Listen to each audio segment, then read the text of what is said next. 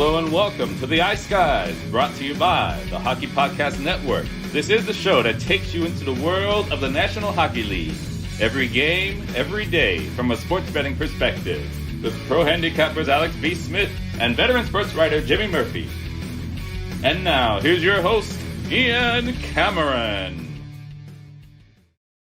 Welcome to the Ice Guys, presented by the Hockey Podcast Network. Wednesday, December 15th, Ian Cameron, Alex B. Smith, Jimmy Murphy along for the ride on a Wednesday with 3 games on tap in NHL action. We'll break those down in just a minute. We'll look back first on last night and a big Tuesday slate of action. We had the Tampa Bay Lightning roaring back against LA. They were trailing early in that game, and they ended up coming back with an overtime victory, 3-2 over the Kings. The Flyers beating down New Jersey 6-1, 3 in a row now. Don't look now. The Flyers starting to heat up a little bit for Mike Yeo. Their third straight victory as they cruise to an easy, commanding victory over the New Jersey Devils. Pittsburgh adding to the woes of the Montreal Canadiens, a 5-2 win. It was a sweep for me with the Pittsburgh first period puck line and the full game puck line on Pittsburgh in that game. They get it done 5-2 over Montreal as the problems continue for them. And the struggles. Detroit, as the Islanders just cannot string 2 wins together. It happens again. Detroit with a 2-1 win over the Islanders. You just can't get on any sort of run or any sort of traction right now after a tough start to the season. The Vegas Golden Knights 4-1 against Boston. Credit to everybody on the show, pretty much like Vegas in some form. Yesterday, Jimmy's best bet, Vegas puck line.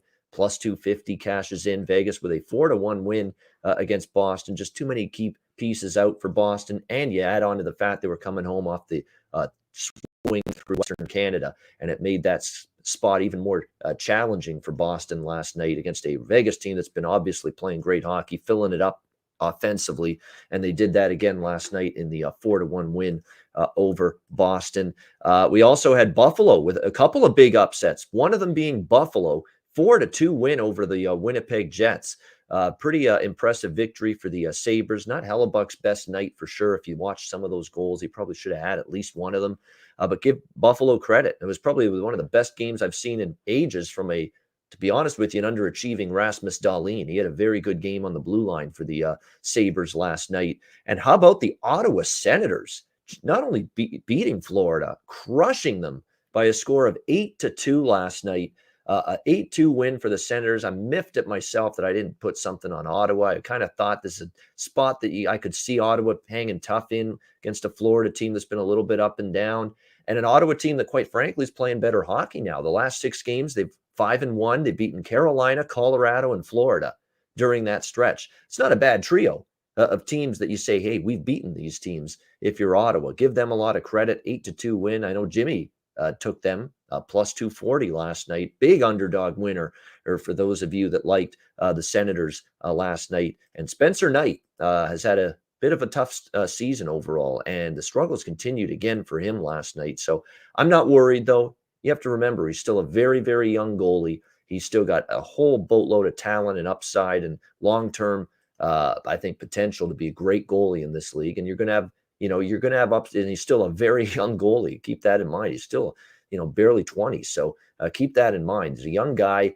Give him some time. It's definitely been a struggle for him of late, but we don't write him off at this stage of his career. We let him ride out these struggles he's going through. St. Louis with a 4-1 win over Dallas. This is a bad loss for Dallas because St. Louis is riddled with absences, and Rick Bowness just wasn't having any of it with this loss after the game, saying nobody showed up. We can't win anything playing like that, he said last night. So not a happy head coach for the Dallas Stars, and rightfully so. That was supposed to be responding after a tough road trip back home against a depleted Blues team, and they ended up losing 4-1 last night. So not a happy head coach, Rick Bowness. A bad night for the Dallas Stars. Poor effort on their part. Toronto beats Edmonton 5-1. Nothing new there. Toronto's owned Edmonton, especially in Edmonton, and dominated them again last night. Great night for Austin Matthews, couple of goals, 5-1 win. Jack Campbell, good in net.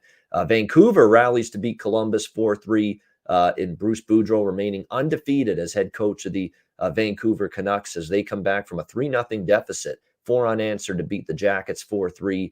Seattle with a 3-1 win against San Jose, and a disappointing result for me with best bet with the Rangers. I thought they would be better than they were, but they got into trouble with taking too many penalties, and the Colorado power play capitalized. And look, Darcy Kemper solid in net, and he leads the Avalanche to a 4-2 victory over the Rangers last night. Alex, some thoughts from you on the Tuesday action? Yeah, my best bet dropped as well, and it was unfortunate. I had the Islanders Red Wings to go into overtime. The Islanders made a valiant effort, scored a goal late. The Islanders lead, made it 2-1, and they had a couple chances with the empty net, but they couldn't get that equalizer. So we ended up dropping that. But two things I want to make a note of. One, you mentioned about how Spencer Knight got rocked against Ottawa, and they got to realize. I mean, this kid's definitely the future moving forward, but they got to maybe you might want to send him back to the AHL for a little bit. Don't do what Philly did with Carter Hart. Carter Hart's kind of learning in the fire, and he's still young as well. Still going to be, I think, a top tier goalie in this league. But it's kind of concerning for me as someone who watches goalies all the time. Some of these goalies don't get enough time, I think, in the AHL to really develop and blossom. Look at some of the stars that we had in the last decade, the Corey Crawfords and the Pekka Rinnes. Those guys really cut their teeth in the A, and then they came up and had great NHL careers. I think, we're kind of rushing some of these younger goalies a little bit too much. So franchises need to kind of take note of that. And like I said, goalies are going to have bad nights, but I just make an asterisk by Spencer Knight and kind of track his progress as being just a true backup in Florida. Maybe should be getting some better number one time in the AHL.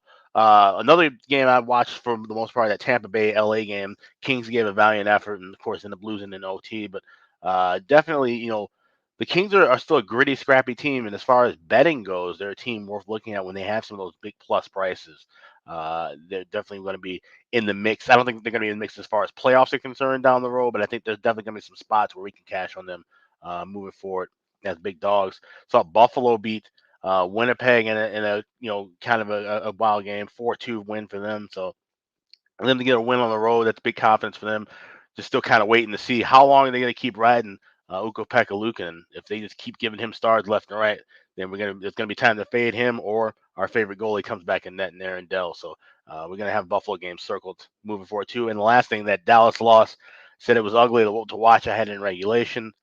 One thing to note is those two teams come back in St. Louis on Friday night. So that's going to be a very interesting rematch, especially what he said with Bolus's comments, how he was not pleased with how Dallas played those 60 minutes.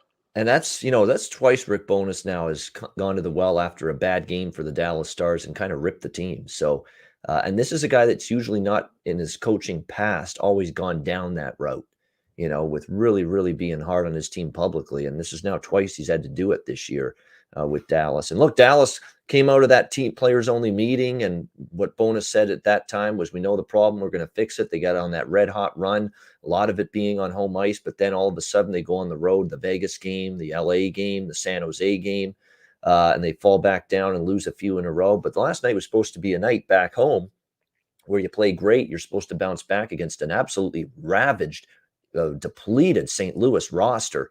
And for them to play that way was surprising and, quite frankly, alarming if you're a Dallas Stars fan. Jimmy, what did you think of last night? Look, I was obviously focused on the Bruins being on covering them, but at the same time, I was bouncing around. I was watching a lot of that Ottawa game, and man, I don't know if it was you, Ian, or Alex. You said you expected some goals out of the Senators. You felt like maybe they're going to start to explode, but I mean, I did have the full game over, but I'm just mad I didn't take something on Ottawa because it kind of saw the writing they were on a the wall. nice, They were juicy playing dog, better. man. It was just a good spot, given the way Florida's been playing lately. Just it's just trending towards Ottawa, and that's the way it ended up there. And just look. I'm on record as saying they'll make the playoffs. I don't think that's happening now, but they're still going to be one of those teams, especially now when we get with everything that's going on with COVID, and the schedule is probably going to get messed up. We're going to see more postponed games, and then there's going to be games later on that, teams are just waiting. Teams that are already in the playoffs or battling for playoff seeding are going to be wanting to just get to the playoffs and get through this season. Ottawa could be one of the Ottawa and the Kings are going to be those teams that you just do not want to play, because they can have nights like that where they're just going to light you up. You're going to not take them seriously coming into the game because maybe they're coming off a rough stretch and they're still the Ottawa Senators. But, don't sleep on them. I mean, really look at the trends, look at the spots, look at the current form when you have a game with the Ottawa Senators and the LA Kings, because they're capable of doing that on any given night. And yeah, just looking around the league, guys, I mean, I think Edmonton's in some trouble right now. I mean, I mentioned it yesterday. Their bottom six is absolutely invisible up front, and their defense isn't holding up too well right now either. I don't blame that really on the goaltending last night. There was a lot of mistakes made in front of him. So I look at that team right now, and they got to do something. Ken Holland's already on record as saying, you know, if need be, I'll use a first-round pick to improve my team for a playoff run. But at the same time, he recently said, I'm not doing anything right now because I don't know if this team's going to make the playoffs. I mean, that's how bad it's getting there right now. So it's something to keep an eye on with the Edmonton Oilers. I thought they would have snapped out of it. I thought playing Austin Matthews, you know, it's a big kind of spotlight game. I thought they would have had a better performance, but kudos to Toronto. They came out there and they continued to play the type or the brand of hockey that I don't think we've ever seen from the Toronto Maple Leafs for a long time. And that's team-wide defense and just paying attention to details. So credit to them and credit to Sheldon Keefe. Yeah, we definitely hadn't seen it lately because earlier in the season, they were playing pretty good defensively in their own zone. It's kind of gotten away from them these last, I'd say, 4, 5, 6 games against Chicago, Columbus, Tampa Bay. They'd kind of gotten away from it. And, some injuries to Sandin and Dermott, although they got Dermott being back is huge. And he came back from injury last night for them. And already you'll see just the improvement in just taking care of the puck, managing the puck, outlets out of the zone, transition from defense to offense, just taking care of, your man in the defensive zone. It was just a whole lot better last night. And other than one end-to-end rush where Connor McDavid got a weak shot on net against Campbell, they really kept him in check. McDavid really didn't do a whole lot. And he was kind of exposed defensively on the goal where William Nylander's just going through everybody around the net and finds Riley for a shot from the point where he beats Koskinen to get that 4-2 goal and made McDavid kind of look bad defense. So it was not a good night at all from a Connor McDavid standards for the Edmonton Oilers last night. And it goes to show you when McDavid's quiet, the Oilers really don't have much of a chance to win, do they? I mean, we've talked about how their third and fourth line is really not giving them much. They're now on a 7-game losing streak, I believe now, going into this next game for them. So it has been a rough stretch here for the Edmonton Oilers. And they're in one right now, guys, in terms of a full-blown, all-out slump at this point in time. And it's going to be up to the Oilers to come out of it. And now COVID issues are starting to happen for them. 6 in a row, by the way, I should say, for the Oilers, not 7 that they've lost. But still, it's not a good situation. Dave Tippett, of course, had to isolate last night for protocol reasons. So lots of issues right now for Edmonton. Their offense is obviously scuffling and slumping. When McDavid and Draisaitl are shut down, they're not getting anything from anyone else. And obviously the defense and the goaltending is suddenly, it's not been as good for Koskinen lately either compared to how he played early in the season.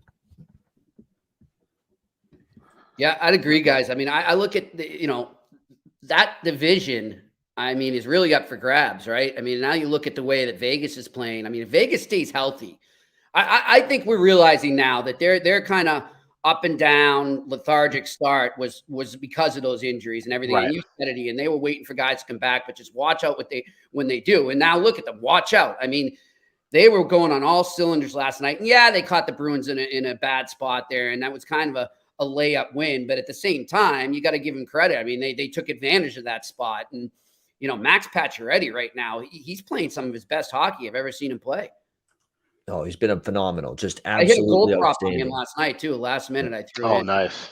Yeah. Yeah, you have to now. And it's shame on me. I haven't bet this more, but he scored now in 11 goals in 11 games. 7 straight. Yeah, and Seven straight with a goal as well for Max Pacioretty. So he's been terrific. And they don't even have Jack Eichel yet. Right. And that's what's scary about Vegas. Because They're going to look up the middle what they'll have when Eichel comes back. Eichel, Carlson, and Stevenson. It's incredible. Yeah, that's going to be tough. And again, strength down the middle. I've said this for years on this show. Center ice depth is paramount to success. It really is. Yeah. And man, you talk about teams that have it, Jimmy. Vegas does. Yeah, and look at the defense too. I mean, they were showing it. They were focusing on Nesson here in Boston. That not one of their 6 defensemen on the ice last night is under 6 feet tall. I mean, they're giants and they're mobile too. That's the scary part. They're not just like tree trunks in front of the net like Derek Ford. They're not like Hal Gill from back in the day. But they can move too. So that's a scary team going forward, guys. Yeah. They are. And we got to start thinking about Vegas now from a, total standpoint, certainly more of an offensive team right now because they're putting up the goals in bunches. Pacioretty, Stone, and Chandler Stevenson's been phenomenal this year. This has been one of the great finds for the Vegas Golden Knights from McCrimmon, McPhee, and everybody that got him to Vegas from Washington because Chandler Stevenson's been an incredible find for them. And, we wondered, is he really number one center? Right now he's playing like one. And you may have to battle to keep that spot when the likes of Eichel returns and makes his Vegas debut. But Chandler Stevenson's been absolutely a godsend for the Vegas Golden Knights, and he used to play at a high level, centering that top line for them with Stone and Pacioretty.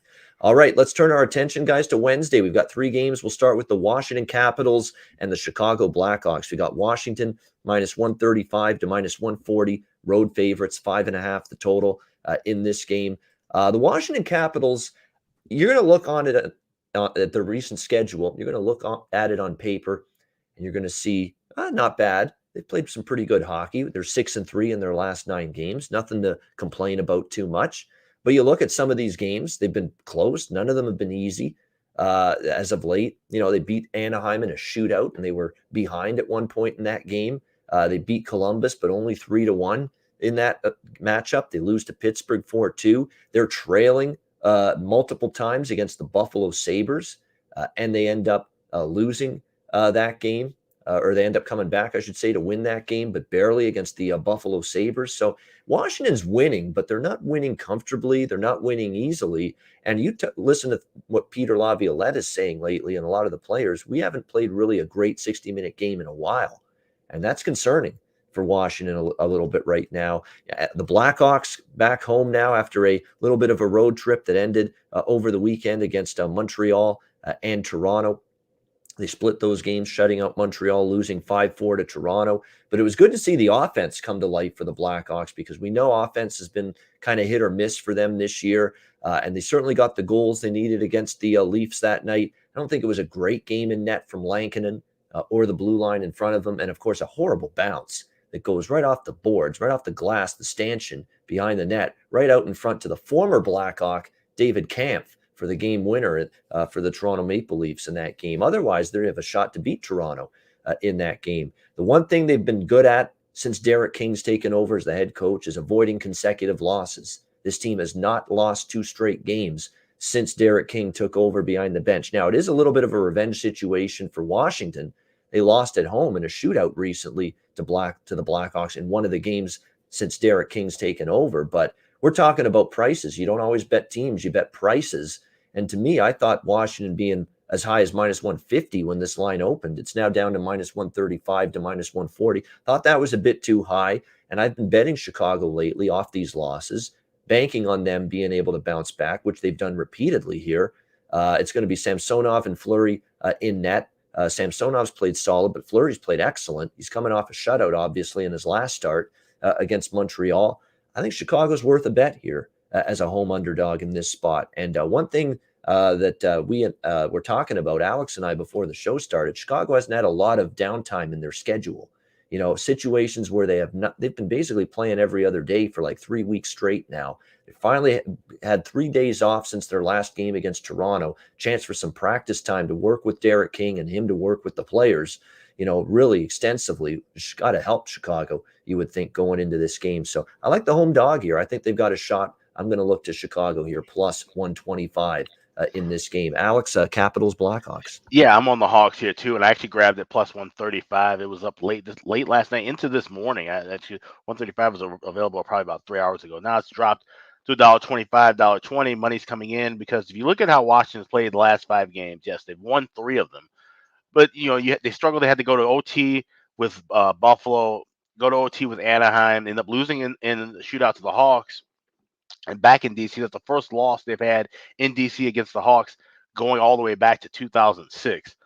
So they had dominated. But like I said, the Hawks haven't had a whole lot of downtime. Getting that Monday game against Calgary canceled, I think, was probably a good thing. They got a full day of rest, and they came back and had a solid practice. Henrik Borgstrom's the only guy who'll be out of the lineup. He has a non-COVID illness. Something about that he ate some bad seafood like over a week ago, and it's still just kind of lingering with him. That's something that can be dangerous and kind of take a while to get over. But other than that, everybody seems to be healthy and ready to go. There will be a brief ceremony before the game to honor Marc-Andre Fleury getting his 500th victory. That was kind of mentioned in the chat, but that's not going to be something. It's not like a banner raising or anything like that. It's not going to be a long delay and worrying about the Hawks getting off to a slow start. I think they get to a good start, get to establish the kind of game they want to play. They can establish tempo better at home than they can on the road. And I think, like I said, this is not the best form we're seeing the Capitals in right now. So I like the Hawks here at home at a plus price. All right, like in Chicago here as well. Alex plus 125. He got it at plus 135, but current price, plus 125 in this one against Washington. And by the way, Washington, they were hoping to have maybe Nicholas Backstrom, who hasn't played in a while for this team, returning possibly as early as tonight, but we're still in doubt with that. And it may be that they wait at least another game before seeing him return. Of course, Tom Wilson as well for Washington, not likely to suit up, or at least a pretty good chance you won't see him in the lineup tonight for the Washington Capitals, as he's day-to-day for the Capitals entering tonight. And it was absent from practice as well earlier this week with an upper body injury. So questionable at best, Tom Wilson for this game tonight against the Chicago Blackhawks. And of course, Wilson, 9 goals, 15 assists so far this year in 27 games. So 24 points in 27 games for Tom Wilson this year. You can say all you want about some of the incidents and bad decision-making with some of these hits that he's had in the past and suspensions because of it and all these antics on the ice, but he's a damn effective and good player and helps this Washington team. 24 points in 27 games. That may not be in the lineup tonight for Peter Laviolette and the Washington Capitals. Jimmy, what do you think here, Washington, Chicago?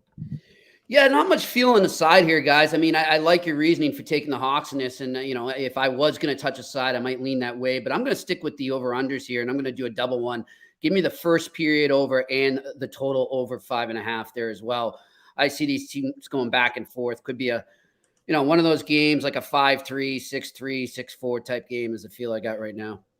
Yeah, it was 4-3 in the last meeting, and it went over the total. At 5.5, I'd lean that way. But I'll say this, Chicago, really, I think after the Toronto game and Fleury and net, it could be, I worry that it's one of those tighter games, and Washington might want that as well after what they went through against the Sabres. But 5.5, that's the reason it's 5.5. So there's still probably a little value over, but I think it could go either way. I'm wishy-washy on the total. That's the bottom line. Yeah. And, Ian, something I'll add to my card, too. I'm going to go with Patrick Kane to score a goal tonight. He's been awfully quiet lately. He's only had a couple points in his last 5 games.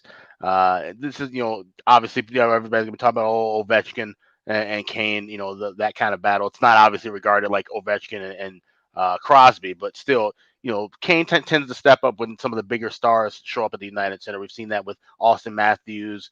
We've seen that with a couple other players. So I'll go with Patrick Kane to get a goal here tonight as well.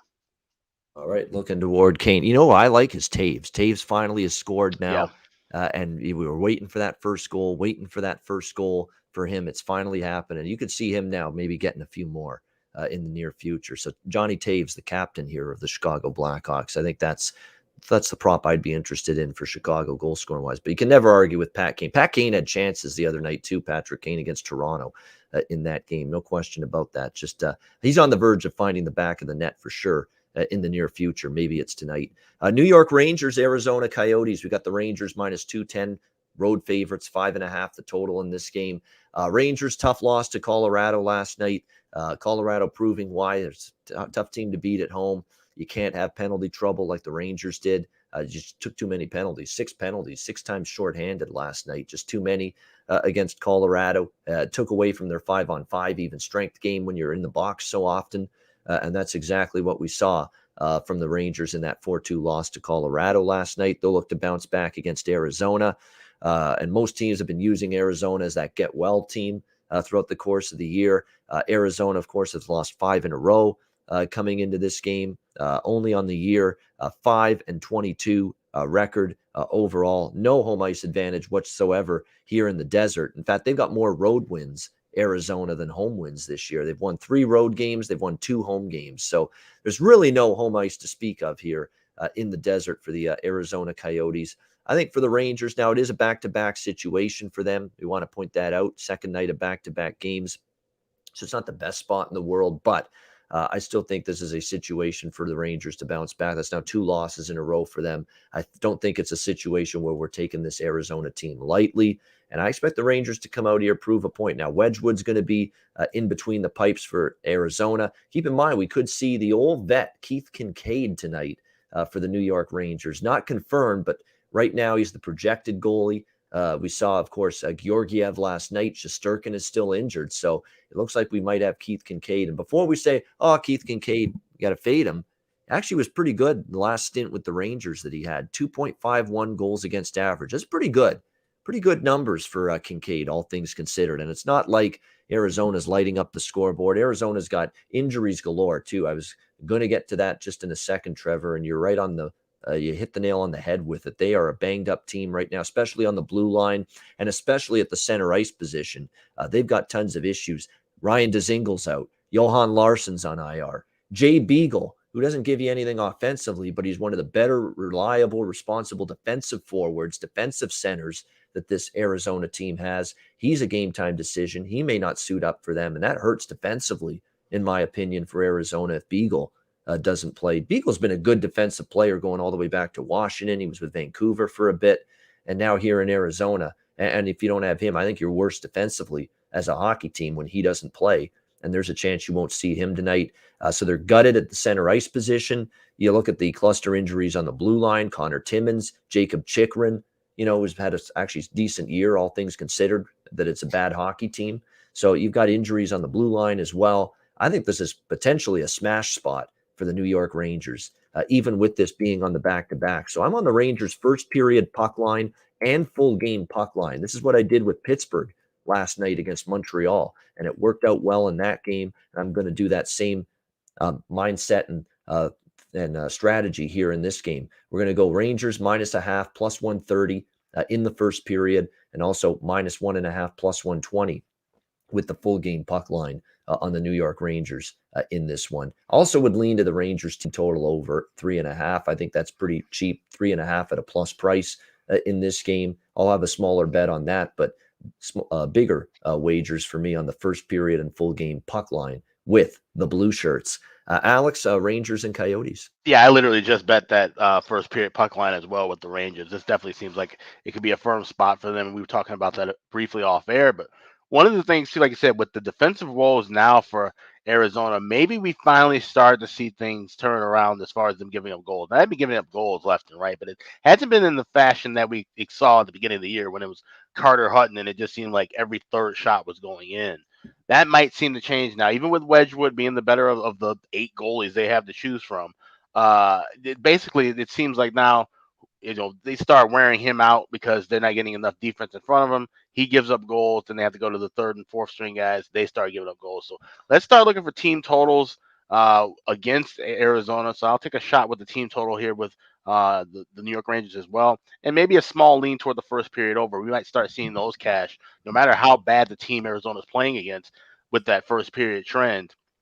They still might end up letting 1 or 2 goals in early. So like I said, kind of keep it first period centric with this game, but I like the first period puck line with New York Rangers and a team total over with the Rangers. There you go. So that's the first period -0.5 plus 130 puck line. First period Rangers for Alex, as well as that team total over 3.5 at a plus price in this one. And you mentioned Wedgwood. Look, Wedgwood's just a journeyman goalie. He's been back up most of his career, and he's capable of coming in there playing well. But right, exactly to your point. Now, 5 straight appearances for him. And it's been trending in the wrong direction for him. The more he plays, I think the more he gets exposed, the more teams get to see weaknesses and tendencies and maybe take advantage of those with a guy like Scott Wedgwood, who's, like I said, your average journeyman goalie. And in the last 5 starts for Wedgwood, 3.87 goals against average, 881 save percentage. So those numbers just aren't great. You're right, Alex, to your point. They're starting to figure him out. He's getting more starts under his belt, and he's probably getting weaker, not better, worse, not better. The more he plays in between the pipes on a regular basis for Arizona. But like we said, there's not much that Andre Tourigny can do. He doesn't have many options right now. Vamelka's a young guy who's been inconsistent. Carter Hutton's on IR. This is what you got here. You got to roll with Scott Wedgwood, apparently, even if it's more often than you'd like. What do you think, Jimmy? Rangers, Coyotes? Yeah, I'm right with you guys. I'm going to jump on that first period puck line and the total puck line for the whole game there, and I'm also going to take the over in the game. So give me the over 5.5. So 3 plays for me on this game. Yeah, it's got one of those feels maybe of like a 4-1 or maybe 5-1 if the Rangers really get going offensively. So the full game over could get there. It's what are you going to get from Arizona? Maybe they can contribute, though, if it's Kincaid. But like I say, don't just knee-jerk fade Keith Kincaid, because his AHL numbers are solid down there. And he's certainly going to be probably a better, more sturdy option for Gerard Gallant than Adam Huska was. Last night. That was a rough one for him against Col, and that's exactly why Kincaid's now backing up Georgiev. I think they saw that from Huska last week, and they said, we can't put that kid in the net again. It was rough for him against Colorado, so they've decided to go with the old veteran here, Keith Kincaid, and probably we'll see him start, considering it's the back-to-back for the Rangers tonight. All right, the Seattle Kraken and the Anaheim Ducks. This is your TNT game tonight, nationally televised. Anaheim minus 160 to minus 165. Home favorites, 5.5 the total in this one. Seattle, give them credit. Nice win against San Jose last night. They'll be on the second of back-to-back games tonight, but following a nice 3-1 victory over the San Jose Sharks. And now, if you're Dave Haxtell, do you have a little bit of a goaltending conundrum on your hands? You paid all that money to Philip Grubauer, but you paid all that money to a guy that's really been laboring and really struggling throughout the course of the season in net. And you go to Chris Drieger last night, who was terrific, I thought, against San Jose in that win. It makes you think that maybe this is going to be a situation where if you're Haxtell, you got to maybe give Drieger more net moving forward with how he played last night. But given that this is a back-to-back situation, obviously you're going to see Grubauer, and that has been confirmed for the Seattle Kraken. We'll see how they fare here in this one. Anaheim's coming back from a long road trip, 5 games in 7 days on the road for them. Pretty rigorous schedule. That does concern me a little bit here, those first home games off the road trip. But the one good news from a scheduling standpoint for Arizona is they get 2 days off following the end of that road trip. It's not just 1 day. They get that extra day. That should help going into this game. I was impressed with the way the Ducks played on that road trip. You look at the results they had. They could have beat Washington, but lost in a shootout. They shut out Buffalo. They beat Columbus in a shootout. 1-0 against Pittsburgh. No shame in that against a Penguins team playing good hockey. And then at the end of that road trip, back-to-back, the 5th game in those 7 days, they gutted out and beat St. Louis 3-2 in overtime. So very impressed, actually, with Anaheim. They could have actually won every game on that road trip. They were in every game. So I certainly favor them here in this game. I'll probably lean toward the Ducks in regulation in this one, and also the over as well, 5.5. I think, again, we talked about Seattle. It stayed under last night. They did play better defensively, but a lot of that was Drieger, and net was good. San Jose still had 34 shots. They still had their good share of chances. They had some pretty good eye danger looks as well. Drieger was sensational, I thought. Now, if you worry about on the second of back-to-back that defense being fatigued, you worry about them giving up more quality chances here on a back-to-back against Anaheim with a goalie that has had tough time throughout the course of the year, and Philip Grubauer. So Ducks in regulation, I definitely think that makes some sense, and over 5.5. Those would be the ways I would go here, betting this one between Seattle and Anaheim, your TNT national TV matchup tonight. Alex, what do you think here, Seattle and Anaheim? I really like this over here. I'm going to stay with that. I'm going to stay away from a side for this reason. We've seen Seattle. Last night they beat San Jose. They were able to beat Edmonton before. It's their first meeting against another division rival. Wonder if they're starting to make a little emphasis on trying to beat these teams they're going to have to see often now. I know they posted some kind of weird, they do a lot of funny posts and tweets, and they mentioned, this is the battle of the sea creatures last night. So I don't know if they're trying to just drum up things because they're a new team. They're still having fun and kind of doing that stuff, even though they're having a rough start. So it's something to kind of keep an eye on, and also being on TNT as well. We've noticed the trend. I mentioned it a few weeks ago, and I've been watching these TNT games and seeing higher scoring affairs. So that might be, some kind of driving force now with some of these guys knowing they're on national TV, especially, this is a matchup NBCSN wouldn't have touched years ago, Seattle and Anaheim. Anaheim games only really made it on TV unless they were in the playoffs. So that's something that could be of a note. There's a lot of intangibles here that make me lean toward the over, as opposed to not including the fact Seattle games just go over the total. It seems like every other night. Last night was an exception. That was the first time in 7 meetings with Pacific Division teams where a game didn't go over the total. So 5.5, only laying $1.20. I'll go with the over.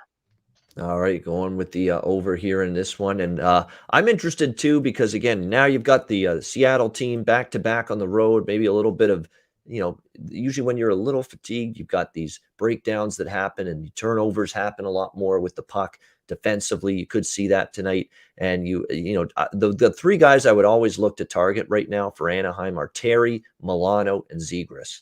From a goal scoring prop standpoint, those are the guys that have been generating chances. Those are the guys that have been noticeable in every recent game for the Anaheim Ducks. They had you could see them play pretty well on that road trip. Zegras, of course, Troy Terry, fifth in the league in goals at 17. He's had an incredible year. Troy Terry, Trevor Zegras, Sonny Milano, take your pick. All three of those I'm interested in for goal scoring props on the Anaheim side in this game tonight. Probably will be Stolarz and net. Keep in mind, Gibson got hurt against Pittsburgh and obviously didn't play the next game against St. Louis to end that trip. And it's not looking likely that he would be available for Dallas Eakins to start tonight, still battling with that lower body injury. So probably a good chance we see Anthony Stolarz get the start in net here for Anaheim. And Alex said it earlier to me as well. Maybe this is a Scott Wedgwood thing, maybe with Anthony Stolarz too. The more he starts, the weaker and worse his performances are going to be. We'll see if that ends up being the case. Jimmy, what do you think here with the Kraken and the Ducks?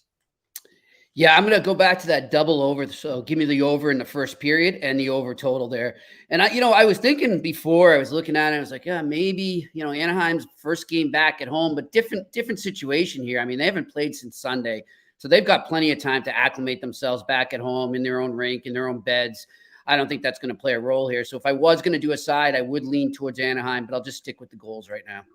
Yeah, I mean, there's still good spots to bet against teams home, first game off a road trip, but they've not been the automatic across the board in the NHL so far this year that maybe we've seen in the past. So especially those spots like with Anaheim here, where you're getting 2-3 days off when you return home from that road trip. So that definitely helps you out a bit more. Decompress, readjust to your time zone now where you are, and really get comfortable in your surroundings again. So maybe not as detrimental a spot off the road trip for Anaheim because of the 2 days off prior to this game. Great stuff with Alex and with Jimmy. We'll get to best bets in just a second to wrap up the show. Hit the like button if you're watching on YouTube.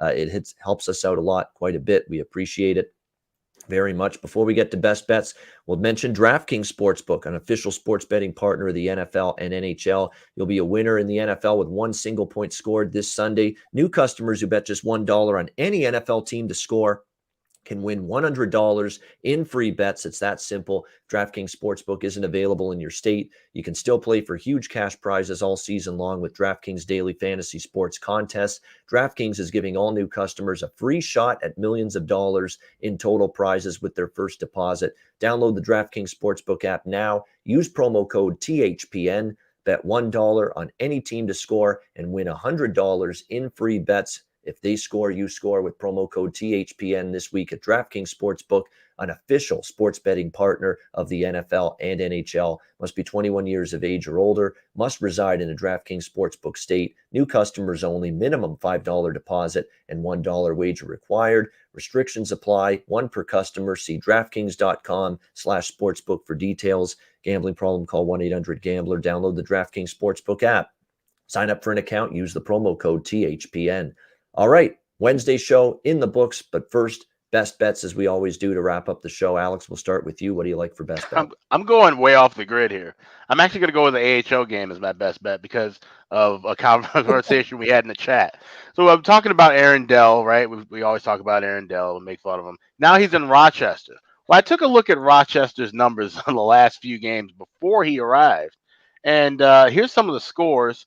5-4, 5-3, 4-2, 7-3, 4-2, 4-3, 5-3. And then last night they lost 11-1 to the Charlotte Checkers, who they play tonight. It was Matt Robeson, former U of M goalie, who played half of the game. Michael Hauser played the other half. Both of them were pretty bad. So now you got two of those guys or Aaron Dell going up against the same team that scored 11 goals last night. You can get the over at 6.5 plus $1.07 at Bet Online. I just made that bet. So I'm going Rochester and Charlotte in the American League. Over 6.5 is my best bet tonight. There we go. See, we can bet against Aaron Dell, even when he's not starting in an NHL game. Right. We can do it in the AHL. We can do it in the minors. That's right. Yeah. Love it. Absolutely. It makes sense, obviously. Now, we don't know who's going to be in, but you mentioned, and we've seen Michael Hauser with Buffalo in a few starts in the past. He's nothing special. And I watched Nothing Matt really Robeson at the U of M. I was stunned that he ended up being a goalie here in North America. I thought he was going to go straight to Europe. So yeah, there we go. See, we can still fade Farmer in the Dell when we want to. We just do it in the AHL now with the AHL betting lines, not the NHL ones. So there you go. How about that? First time ever on the Ice Guys show. We're making history today here on the Ice Guys on this Wednesday edition. Alex B. Smith is going with an AHL game as his best bet. Rochester Americans, Charlotte Checkers over 6.5. Best bet. It's only fitting that I wore the It's Wolves hockey. jersey today too. It's hockey, so it's a valid best bet as long as it's hockey. Right. And that's the thing. It's specifically an NHL show, but if it's hockey, it's a valid best bet. We'll let it count for sure. Yeah. I bet UMass last year, right? Yeah, exactly. So there you go. And by the way, make sure you have a book. Most books now have AHL lines, so you should be able to find it. But yes, Rochester, Charlotte, AHL best bet over 6.5 for Alex B. Smith on this Wednesday show. All right, Jimmy, what do you like for best bet? Yeah, I'm going to go with that over in the last game we discussed there, the Seattle Anaheim. Give me the over 5.5 is my best bet there. All right, Seattle, Anaheim, over 5.5. Best bet for Jimmy Murphy in this one. I'm trying to decide first period puck line or full game puck line best bet for the Rangers. Because it's a back-to-back and you still worry third period, do the legs maybe seize up on them a little bit? I'm going to go with the first period. -0.5, +130. First period puck line for the New York Rangers. I think they get at least a lead going into the first intermission over this horrible Arizona team. And I think not taking them lightly after a disappointing setback against Colorado last night for the New York Rangers. So let's go New York Rangers, -0.5, +130 in the first period. That is going to be my best bet for this Wednesday NHL card. All right, that'll wrap up this edition of the Ice Guys. We thank everybody for joining us live on YouTube. Hit the like button. A reminder, the Ice Guys is live 7 days a week on YouTube, Monday to Friday, 2 p.m. Eastern, Saturday and Sunday, noon Eastern. If you can't watch the show live, download the Ice Guys podcast in audio form on all major podcast platforms: Google Podcasts, Apple Podcasts, Spotify, Stitcher, iHeartRadio.